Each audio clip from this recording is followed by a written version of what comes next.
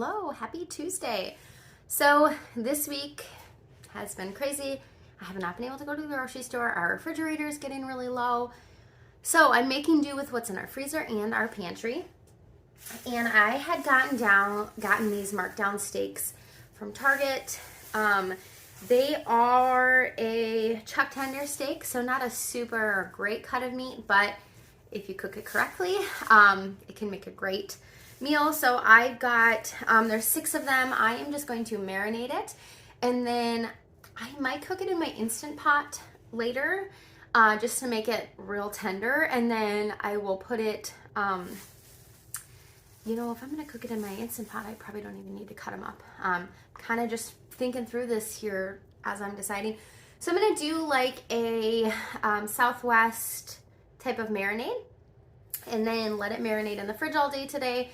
And then we will cook it in the Instant Pot, and I will shred it or cut it, whatever it might be, mix it with some beans and some rice and probably some corn, and then we'll put it inside of a tortilla shell that I have in my fridge, and I'll roll them up and then I'll crisp them, and that will be dinner. And we'll probably have some apples and oranges with it because that is the fruit that's left in my fridge.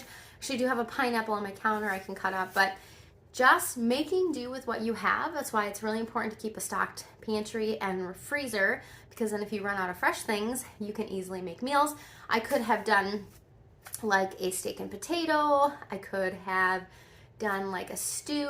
I could have done this over rice with like a gravy. There's just a variety of things that you can do with less desirable cuts of meat if you cook them correctly. So let's go ahead and get this marinating.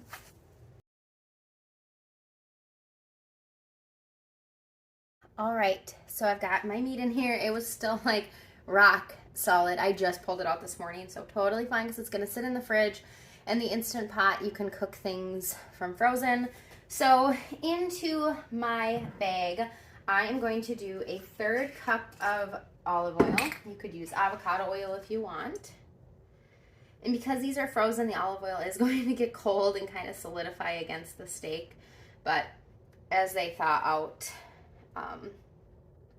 it'll come off or like unsolidify a little bit. Then I am going to do a tablespoon of this roasted minced garlic. I get this from Azure Standard. I like it because it's US grown garlic. It's really good. I got the original one in the glass bottle, and then I bought the refills to refill it. If you aren't familiar with what Azure Standard is, if you are on Instagram, you can find me on there, Her Heart's at Home, and you can check out my highlights. Otherwise, you can go back to some of my older videos that are titled Azure Standard, and you can look at those. Next, I have this Southwest Chipotle seasoning. It's Mrs. Dash No Salt. I'm going to do a tablespoon of that. I was going to do individual spices, but I found this in my pantry and it needs to be used up soon, so I figured I'll just go ahead and use that. Then I've got some pure lime juice. This is also from Azure Standard, and it's organic, and it has a pretty long shelf life in the fridge. Even once you open it, you still have several weeks. So I'm gonna do 2 tablespoons of lime juice. And then the final thing I'm going to put in there is just a 1/4 cup of Redmond's real salt. All right.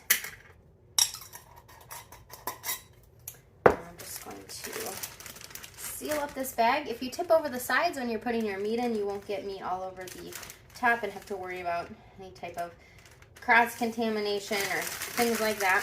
So since this is still pretty frozen, there's not going to be a lot of mixing around I can do right now. So I'll be gone for a few hours, so I'll let it sit like that. When I get home, I'll move it around again. By then, the steak should be a little more thawed out and easier to, that one I could break apart. Some of them were pretty stiff, stuck to each other. There we go. Okay, perfect. All right, so I've got it all mixed around there. I'm just going to put this into a plastic container into my fridge in case it leaks. You always, it's all wet from the moisture. You always want to make sure these are in something else in case these bags leak. Then you don't have raw meat all over your refrigerator.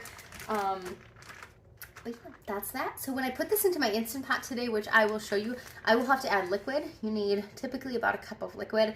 So I will probably do some broth, and I just have some better than bouillon that I will use. And when we get to that, I will show you. I'll probably chop up some onion to cook in there with it, and it'll be a nice, delicious made up dinner. We'll see you in a little while. I have got my Instant Pot out, and I put some oil, olive oil on the bottom of the pan, and then I just hit the saute function, and I am just letting that heat up, and I'm going to sear my steaks. So they're still fairly frozen, but they've just been marinating all day. They have some give, but I can feel out the inside is still frozen. Not a problem. You can totally throw fully frozen food in your Instant Pot. So I'm just gonna sear these probably 3 at a time in the olive oil, and I've got my plate here to put them on and my tongs. So I'm gonna get that going, and then I'll tell you what I'm gonna do next.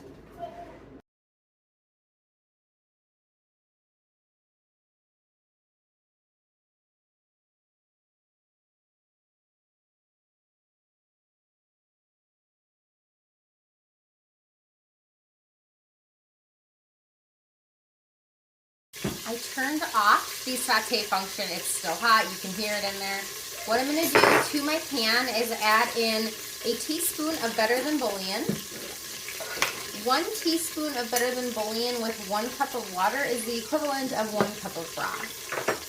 So I'm going to put my 1 teaspoon, and I'm using beef better than bouillon, and I'm just putting that right in the bottom. I'm going to take my little spatula, and I'm just going to try to get up some of those brown bits and get that brown, good brown flavor off the bottom, as well as get that better than bouillon mixed around. And I'm not facing my camera directly in it because it is splattering a little because it's oil. Okay, then I'm going to go ahead and add in my water. It's going to splash because there is that olive oil in there, so just be careful. But I didn't have broth, so I'm just using the 2 of those together. And like I said, I turned off the saute function. I'm just trying to scrape up some of that stuff on the bottom of the pan, so that way, for 1, you get all that flavor, but 2, you don't get the burn notice. And I had like that garlic and other seasonings in there, so you just want to scrape up the bottom of that the best that you can. All right, now I'm going to add my meat back in there. All right, I'm just going to pop it in there. Because I'm going to shred this or dice it, however, I guess we'll see how they come out. It doesn't really matter if they fall apart, so I'm not worried about the trivet in there. I know if you were eating steaks, to eat them like steak, you probably wouldn't want to just put them in the liquid, but because of the way I'm using it, I'm going to go ahead and do that, because I'm not going for a steak to cut. I am going for a very tender steak. I'm going to wash my hands really quick and then finish this. All right, so I've got my meat in there, my brown bits are in there, the bouillon and the water, they're all in there, and remember that I already seasoned that steak, so we should be good to go because it marinated in there. I can always add in more seasoning after if I want, but I think we'll be good just because all of that seasoning stuck to the steak. Grab my lid here, and let's see, I'm doing this away from me. It's funny how you don't realize how hard it is to do things when you're not doing it the way you normally do. All right, so you want to make sure that you're set to sealing. Venting are the ones on the side, sealing is in the middle. And then I am just going to hit the manual, and I am just going to go for 15 minutes, and then I am just going to let it naturally release as long as it takes for my husband to get home. It is 5:30 now. I'm going to guess that this is going to take probably 15 minutes to come up to pressure would be my guess. 15 minutes here. My husband's usually home between 6 and 6:15, so I might end up naturally releasing it, whatever. Then I'm gonna shred it. Then I'm gonna add in, I'm actually going to remove some of the meat, I think, and save it to make some breakfast burritos. I'm gonna see how much there is once I shred it. So I'll shred it up, add in my beans and some corn, and I'm gonna cook my rice up next. So let me show you how I do that. Okay, my rice is something that I also buy from Azure Standard, and I just buy it in bulk, and then I put what I'm using in a glass jar like this, and then the rest goes into a 5-gallon bucket. I get the Lundberg brand basmati rice. It's organic. It's grown in California. White rice has less arsenic than brown rice. So, if that's a concern, the white basmati rice is probably your lowest arsenic level, especially the organic. So, that's what I use. And tonight I'm just going to cook 1 cup of rice because we are going to have a lot of other things in our burritos, but I don't need a ton of rice. Usually if we were eating it as a side dish, I would do like 2 cups for my family. So I've got 1 cup of rice. And what I do is I just take my fine mesh strainer and I go ahead and I just rinse it under water, and I try to get some of that starch and just whatever off of the rice, and I just kind of look through it, make sure there's nothing else in there. Occasionally you get some random piece of something in rice, so this is just a good way to get it all rinsed from some of that starch and look through it. So I'm just going to finish rinsing this, and when I'm done rinsing it, I'm going to put it into the bowl for my rice cooker. Alright, I've got my rice in there. Then I need, for this rice, 1.5 cups of water. I'm going to add that right into my rice. I can hear my Instant Pot is starting to bubble away in there. Alright, now I'm just going to pop this into my rice cooker and let it cook away. Alright, I'm working on my tortillas. These are organic, uncooked tortilla shells. I got them from Costco. We really like the Stacy's ones from Azure, but I actually forgot to order them last month. So I got these ones at Costco. You just cook them in a skillet or cast iron or on a griddle. They just look like this. They just look like an uncooked tortilla. So I'm going to go ahead and cook them up. I'm going to put them on my plate and I'm going to cover them because I actually do want them to get soft. Because when you do these ones at home, they get a little crispy. And since I'm going to be rolling them up into burritos, they're going to be kind of small. This is what I have, so I'm making do. I want them to be a little soft, so I'm okay if they get a little bit soggy, because I will also then throw them back into my cast iron right before we eat, and they're made into the burrito to make them crispy again. So it's not technically a burrito. I don't know. That's what I'm calling it.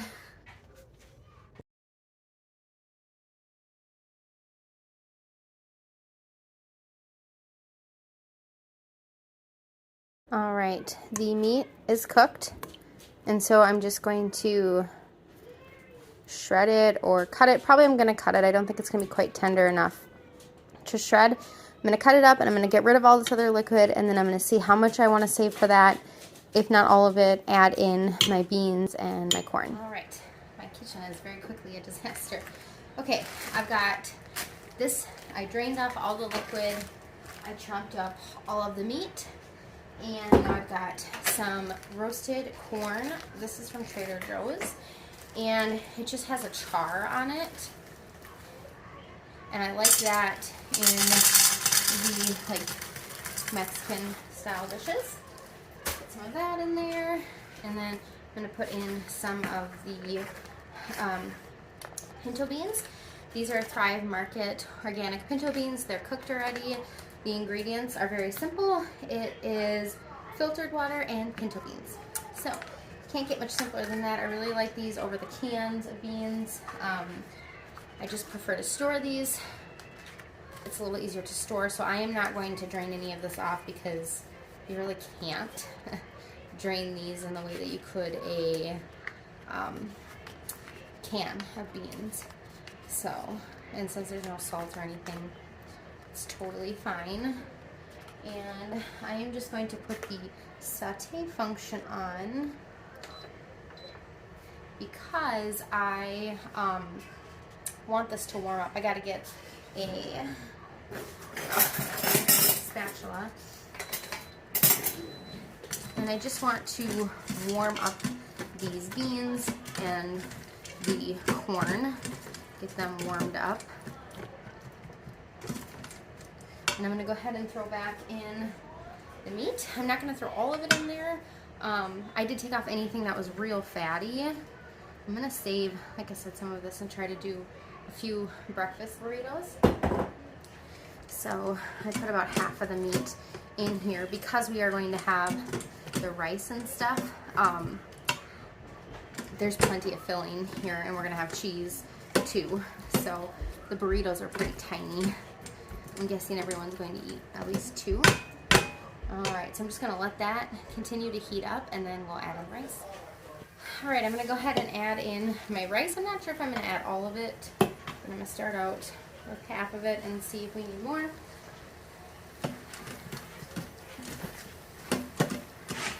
Stir it all together.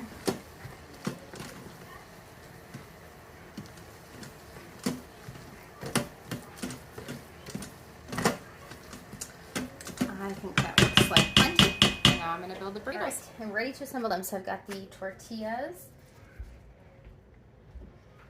And like I said, these are pretty small tortillas, so I won't be able to put a ton of filling. And then some cheese. And I've got my cast iron back on, and I sprayed it again. I'm just going to add a little bit of cheese here to get it to stick. And then I'm just going to pop that in my cast iron and crisp it up. I'm trying to use the softest pliable tortillas. Sorry, children. All right. Do another one. And I figured everyone will probably eat at least 2 of these. My husband and my son might eat more.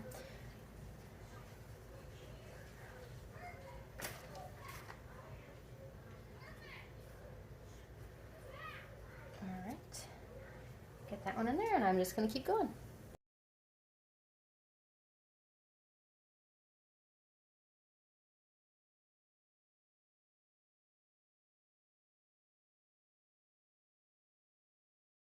All right, I've got most of them done. I'm going to bring them to the table. They look like this, and we're just going to have salsa, sour cream, guacamole, and some apples with it. All right, as I said before, I was going to save some of that beef to make some burritos for breakfast. So I've got in here just some diced potatoes that I get from Azure Standard, and I'm just going to cook them through. I'm going to scramble some eggs, mix it together with the meat, and then I've got a few leftover shells, and then we'll have breakfast for tomorrow. All right, I've got my potatoes done. I'm just going to go ahead and throw them into the bowl with the meat, and then I'm just going to scramble up my eggs. I've got 7 eggs, so that's what I'm going to use.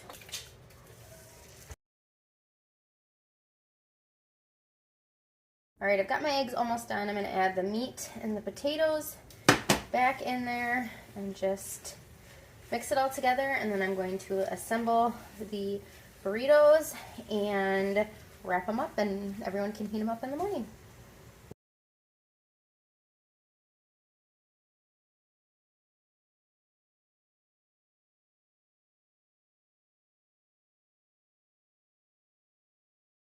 All right, they are all wrapped up and ready for the fridge. And breakfast the next morning, and I pulled out those breakfast burritos, and I got my air fryer out here, and I'm just gonna pop it in there, let it heat up that way, and my son can eat.